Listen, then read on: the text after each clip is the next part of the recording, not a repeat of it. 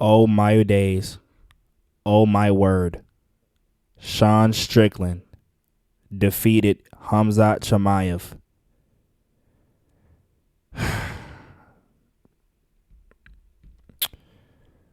I am so disappointed in myself because I told myself I have elite ball knowledge and I knew that this fight was going to go the way it was going to go.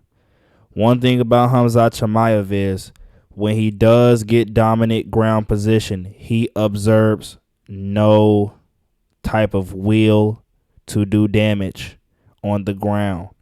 We seen it in the DDP fight. Held the man down for 4.5 rounds and threw nothing but pillow punches and crucifix. Sean Strickland held his will. Now, what I will say is this fight could have been way more, more decisive to Sean Strickland if he let his hands go more. All the little jabs and teeps, it could only get you so far.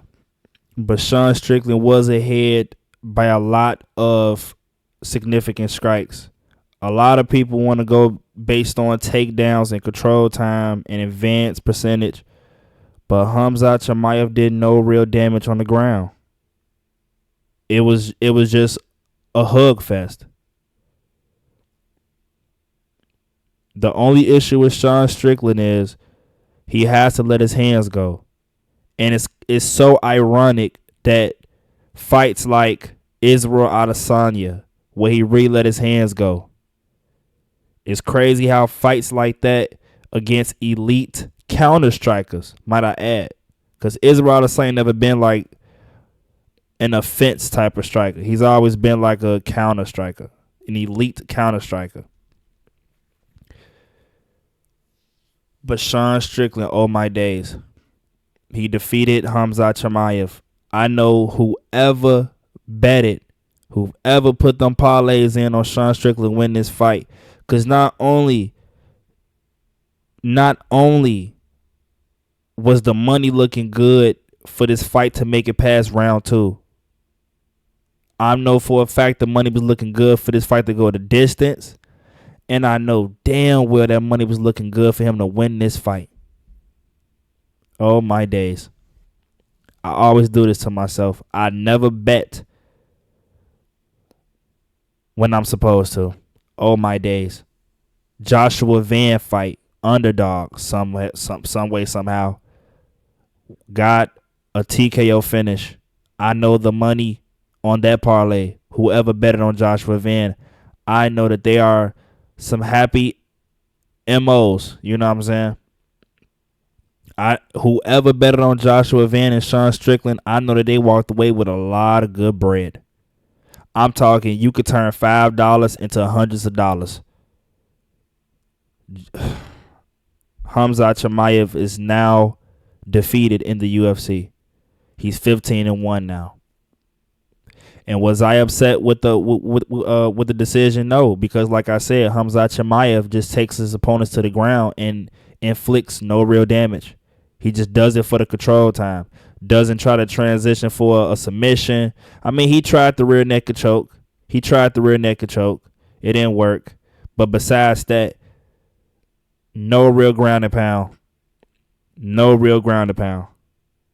And for a fighter of his caliber, his background, you will expect fighters like that to inflict some ground and pound in their game. There was no ground and pound. It was just a hug fest. Sean Strickland got it on the feet, let them jabs go. But like I said, a lot of Sean Strickland fights, specifically fights like this, would be more decisive. Even the first DDP fights would be more decisive in his favor if he let his hands go more. He gotta work on some combos, man. It gotta be more than just jabs. It has to be at least more 1-2s. He has a very solid jab, a very stiff, solid jab, but it has to be more. Because we all know that Khamzat, he has solid stand-up, but his stand-up is his weakness. We seen it in the Gilbert Burns fight. When the takedown is not a threat anymore, Khamzat is compromised. But besides Gilbert Burns. And Kamaru did his thing too. But you gotta let the hands go. I cannot believe this. Khamzat Chimaev is now defeated in the UFC by everybody. It was Sean Strickland. Sean Strickland with the comeback arc, lost the title, regained it. And not only did he regain it from someone who is considered the boogeyman of the division.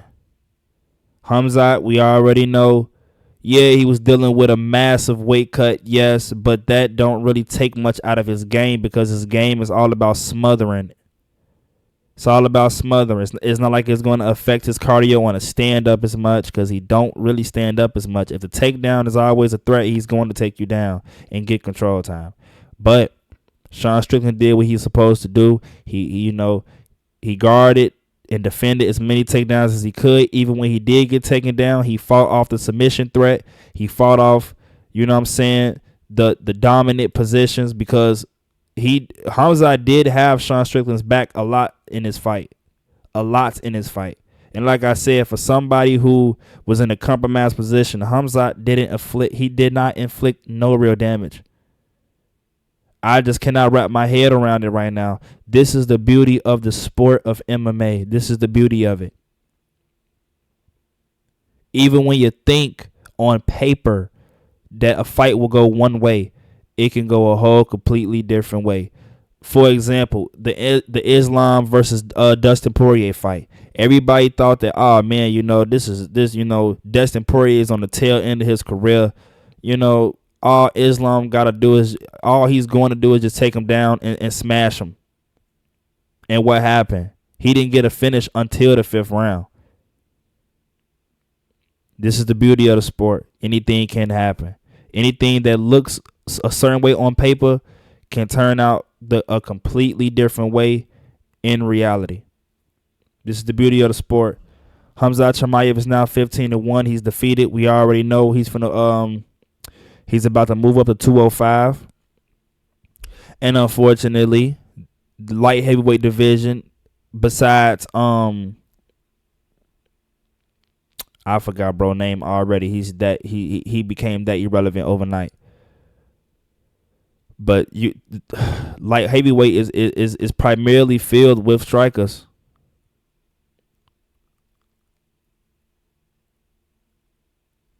I already forgot bro name.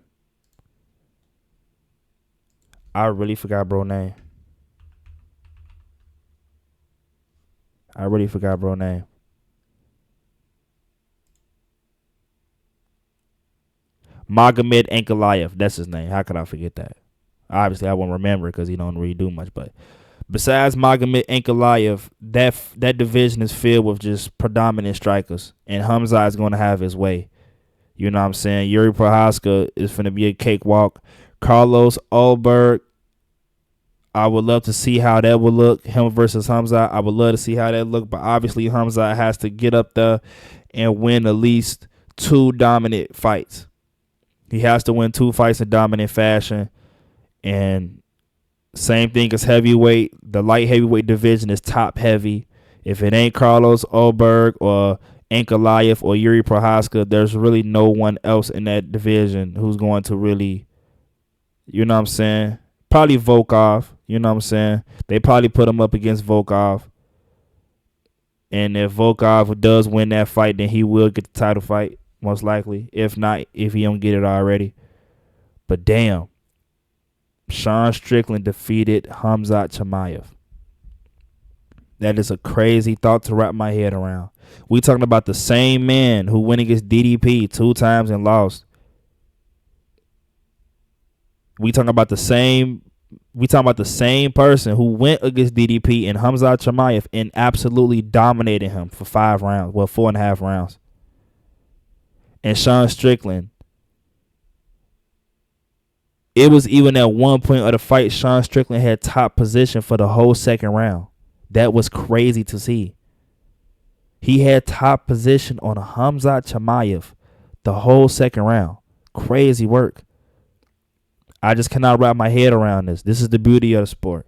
Everything that looks good on paper, like I said, can be a whole complete opposite outcome when the fight actually occurs. This is crazy. Sean Strickland has a very good resume. A very good resume. I mean, defeating Israel Adesanya, defeating Khamzat Chimaev alone. He got to be top 5 middleweight of all time off them 2 wins alone. And both of those wins, he captured the title.